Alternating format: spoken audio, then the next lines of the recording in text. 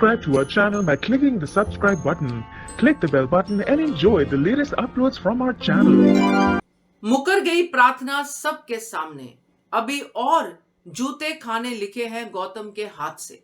नमस्कार दोस्तों, स्वागत है आपका आपके अपने चैनल हंग्री स्पिरिट्स में। हंग्री स्पिरिट्स देख रहे सारे दर्शकों का मैं अंजू शर्मा दिल से स्वागत करती हूँ। तो जैसे हमने देखा है कि प्रार्थना का मुद्दा खड़ा हो गया है। प्रार्थना खुद गौतम से बंद कमरे में लड़ रही है, अपनी आवाज रेज कर रही है, राही को सही साबित कर रही है कि राही सही कहती थी, मगर गौतम तो गौतम है। अब जब प्रार्थना की आवाज निकली है तो आवाज को बंद करने के लिए एक तो वो जो उस पे गलत इल्जाम लगा रहा है, कैरेक्टर असैसिनेशन कर रहा है, वो तो कर ही रहा है और उसको फिजिकली टॉर्चर भी कर रहा है। इतना सब कुछ इसी घड़ी में हो गया, मगर प्रार्थना ने बाद में क्या किया, क्योंकि प्रार्थना के लिए आवाज बहुत सारे लोगों ने उठाई जो हम कल देखेंगे, मगर उसके बाद प्रार्थना क्या करती है और इसका रिजल्ट क्या होगा प्रार्थना के लिए। चलिए चर्चा करते हैं। पहले वही निवेदन, जिन्होंने अभी तक चैनल को सब्सक्राइब नहीं किया है कर लीजिए, साथ में दोस्तों बेल आइकॉन दबाइएगा ताकि आपको हमारे वीडियोस के नोटिफिकेशन मिलते रहे। प्रार्थना की कहानी हर एक उस लड़की की कहानी है जो बहुत रिच फैमिली से आती है, मेकअप में अपने चोटों के निशान छुपाती हैं, जो प्रार्थना ने कहा भी, मगर बोलती कुछ नहीं है। जब बोलने पे आती है तो ये सोच के चुप हो जाती है कि मेरे पिता का क्या होगा, क्योंकि ये सब कुछ के साथ साथ उसके पिता का बिजनेस उसके हस्बैंड के साथ चल रहा है। वो दृश्य देखने के जो सामने आता है उनके लड़कियों के कि मेरे पिता सड़क पे आ जाएंगे, ऐसा होगा वैसा होगा, इससे अच्छा मैं ही जो है अपने ऊपर जुल्म सह लेती हूँ, ये लड़कियां सोचती हैं। मगर यहीं पे वो गलती करती है, क्योंकि जब पिता को भी ये बात पता चलती है तो उनको भी बहुत दुख होता है, उनको ही दुख होता है इनफैक्ट।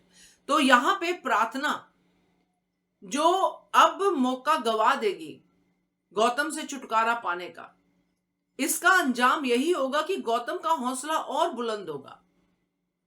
अब वो प्रार्थना को और ज्यादा टॉर्चर करेगा और जूते मारेगा। तो प्रार्थना को इस मौके को गंवाना नहीं चाहिए था।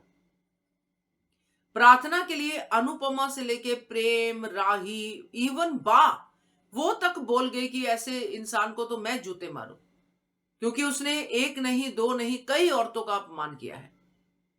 तो नारी की जब बात आती है तो अनुपमा का डायलॉग हमें सुना ही है कि जब नारी के सम्मान की बात आएगी तो वो कोई मौका नहीं देखेगी, चाहे उसकी बेटी की शादी क्यों ना हो, वो बोलेगी।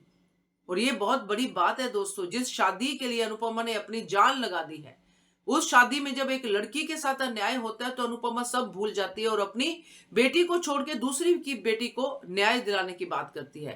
काश ये बात पराग कुठारी के दिमाग में आ जाती, मगर नहीं।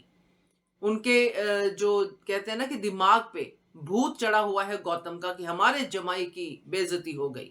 सो अब ये बेइज्जती जो जमाई की हुई है और इस बेइज्जती को ढकने के लिए जो प्रार्थना मुकरेगी, उसके बाद अनुपमा के साथ जो होगा, जो पराग कोठारी ने प्री कैप में कहा है कि अगर गलती आपकी हुई तो फिर आपको भुगतना पड़ेगा। तो वो क्या करेगा पराग कोठारी, इसके बाद माफी मंगवाएगा, किस तरह से माफी मंगवाएगा, ये सब देखना पड़ेगा। मगर ये यहीं पे जो खत्म होगा सो होगा।